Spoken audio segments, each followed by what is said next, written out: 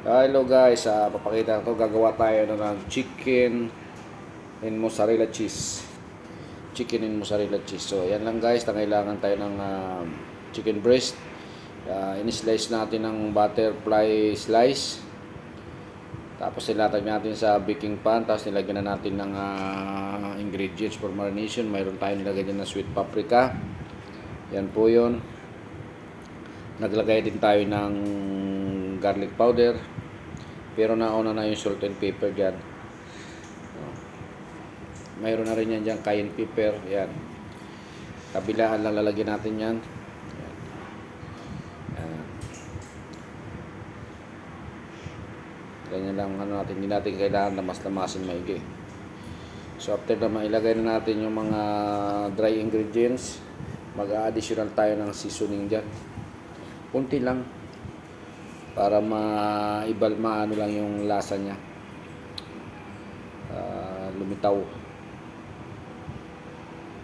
Yan, sweet paprika po yan na nilagay natin. Tapos pag na-marinate na, imamarinate lang natin guys ng mga 1 hour, kasi isi-serve din natin mamaya sa tanghalian yan. So mas maganda kung mayroon kayong mga overnight marination na meat, tapos kinabukasan mo i-grill, mas maganda po yon. Pero ito naman, dahil nga sa ngayon ang 1 hour lang, pwede na rin yan. Okay na rin yung 1 hour, nakamarinate siya ng 1 hour. After ng 1 hour, saka lang natin i-grill yan. So ayan na. Kaya pagkapahingan mo natin ng 1 hour yan. Kaya na siya.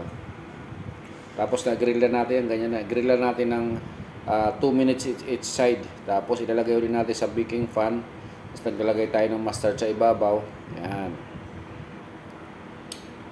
Ganyan lang, pahid natin, ikalat natin.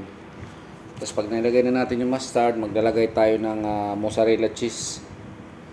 In-slice natin yung mozzarella cheese. Yan. Talatag lang natin dyan. Pero yung oven mo dapat naka-preheat na, pero sa mga 100 degrees lang.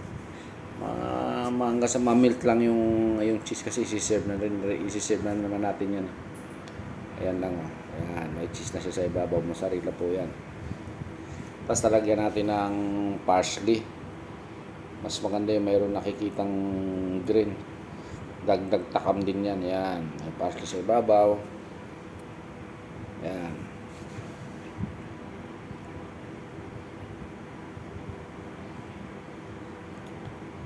Yan lang guys. Tapos inubin na natin yan. Inubin lang natin ng 15 minutes. Ma-melt lang yung cheese. Tapos isi-serve natin yan with pasta. Ayan, napakasarap po. Pini pasta. Ayan, napakasarap po. Ayan guys, sana nagustuhan nyo yung video ko. Ayan po siya. Ayan, yum yum yum.